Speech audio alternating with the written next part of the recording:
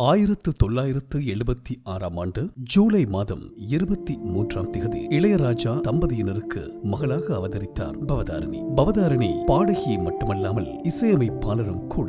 2000 அவருடைய தந்தை இளையராஜா அவர்களின் இசையமைப்பில் உருவான பாரதி திரைப்படத்தில் இடம்பெற்ற மயில் போல பொண்ணு ஒண்ணு பாடல் மிகவும் பிரபலமானது. இந்த பாடலுக்கு தேசிய விருது பெற்றார் பவதாரணி. தனது தந்தை மற்றும் சகோதரர்களால் உருவாக்கப்பட்ட ஆல்பங்களில் பாடியுள்ளார். இவர் தமிழ், தெலுங்கு, மலையாளம், கன்னடம் படங்களுக்கு பாடல்கள் இயற்றி உள்ளது மட்டுமல்லாது இசையும் அமைத்துள்ளார். 2012 வெளியான ரேவதி இயக்கத்தில் ஷோபா நடிப்பில் வெளிவந்த படத்திற்கு இவர் இசை அமைத்தார்.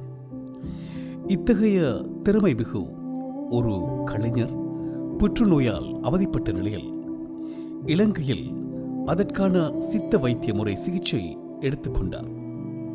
எனினும் சிகிச்சை பலனளிக்காமல் நேற்று, அதாவது 25/1/2024 மாலை 5:30 மணியளவில் அனைவரையும் விட்டு பிரிந்தார்.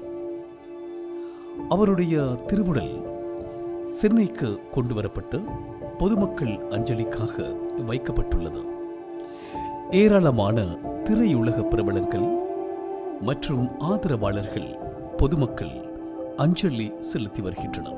மீளா துயரில் நம்மை ஆழ்த்திச் சென்ற இசையமைப்பாளர், பின்னணி பாடகி பவதாரணி அவர்களுக்கு பா வீடியோஸ் மற்றும் பா ரேடியோ சார்பாக நாமும் அஞ்சலி செலுத்துகிறோம்.